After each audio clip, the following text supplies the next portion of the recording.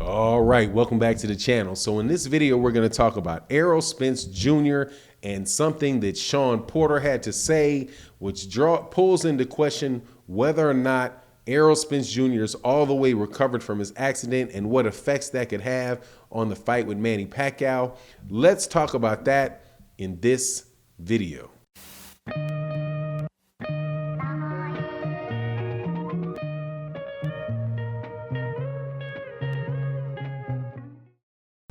All right, welcome back, welcome back. Before I get into the subject matter of the video though, please make sure to hit the subscribe button and also the like button, and please share the video. That does a lot to help grow the channel and is greatly appreciated. But let's get into the video. Errol Spence is according to Shawn Poster, he believes that he will be a 95% to 100% ready against Manny Pacquiao. Now, why would he be 95% and not 100%? That is because of a car accident that took place after the Shawn Poster fight that Errol Spence Jr. had, where Errol Spence Jr. was in Texas. He was driving a white Ferrari. He got into a car accident where the car flipped a bunch of times. I do believe that he was thrown from the car, which is why he's alive.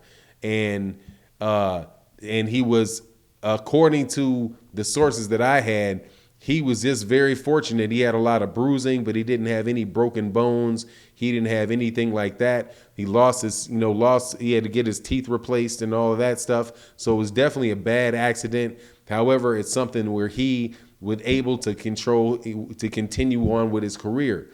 But many people thought that he would never really be the same, because that is like taking that has to take a lot of, a big toll on your body to get thrown up in the air and land on cement, right? So it's very reasonable for people to wonder whether or not he was going to come all the way back. Some people thought when they saw the accident that he was going to pass away. Some people thought that he was never going to walk again. So to a certain extent, every fight that Errol Spence Jr. has from that point forward is a true blessing to him. And it seems like he really has, turned his training attitude around and has been very, very focused. He moved out away from I think he had an apartment or a condo in downtown Dallas. He moved out to some rural area where he now has horses and cows, and he has his family out there. So I think that it wound up being something that, an accident that he might be actually taking advantage of to improve his life. But that does not mean that you do not have, that your body did not go through the trauma that your body went through. So Shawn Poster did an estimation. I think Errol Spence Jr. might have also said this, that Errol Spence was about 80% for Danny Garcia. Now, before the fight, before the car accident, Errol Spence Jr. was having problems with making weight. And, what he said was that he would, balloon up after the fight.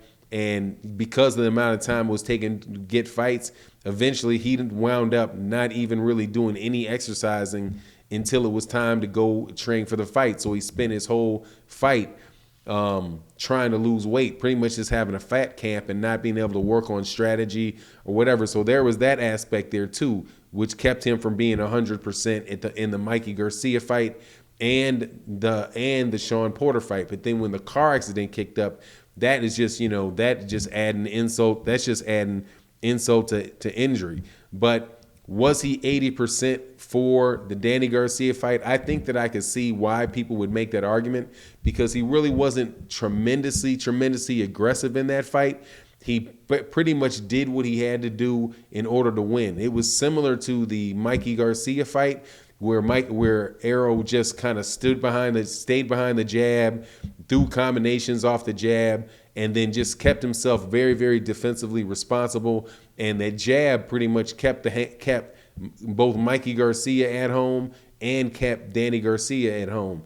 And so I can understand why people were saying that that's not the Errol Spence Jr. that fought like Kell Brook, because Errol Spence Jr. that fought Kell Brook was really a man on a mission that was coming in there to stop Kell Brook. He actually took some shots that he probably could have got away from taking if he wasn't being so aggressive and really looking to get on the inside and mix it up on the inside. Now, he was that way versus Shawn Porter, but still, that was on a recovery from what was going on before the Mikey Garcia fight.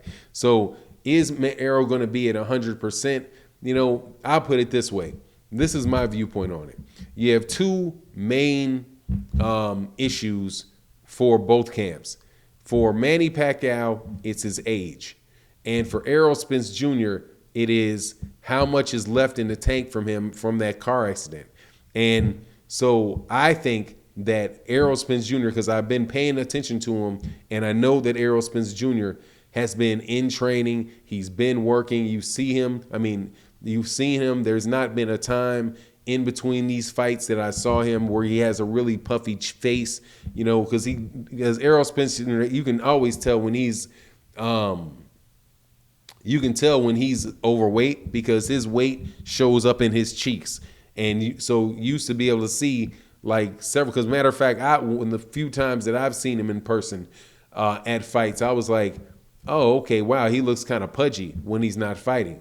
Now, the pudginess shows up in his cheeks. I have not seen that in any interviews since that car accident. I've seen him look like he is close to in shape. He may not be all the way down, lean down, but you know that he's significantly closer to weight than he had been before. So that has been going on for over a year. That's been going on for over a year and a half now. So a year and a half of keeping yourself close to weight, of working out and keeping training, you're going to continue to bounce back and be in a better scenario than you were before. So if he was at 80% against 80% against Danny Garcia, then I could see why he might be. It's reasonable to say that he may be 95, 100% against Manny Pacquiao, where his body will be in that type of condition, like where it's all the way back to where he was, because he's a young dude. He's not older guy, which brings me to this point. How much is left in the tank of Manny Pacquiao? And I can guarantee you this: there's going to be less of Manny Pacquiao there than was there when Manny Pacquiao fought Keith Thurman. And I'm telling you, the Manny Pacquiao that fought Keith Thurman was not the Manny Pacquiao that fought, that fought Adrian Bronner. Okay. And he's definitely not the same Manny Pacquiao that fought Juan Manuel Marquez. And just like many people have saying with Manny Pacquiao, with age, you can't fix age. You know what I'm saying? Like, you can't fix the age problem. That age problem is just going to keep going and keep going and keep going and keep going. And there's nothing you can do about it. You may be able to slow the tide a little bit by making sure that you're always on point, that you're working out. But if I had to pick a problem,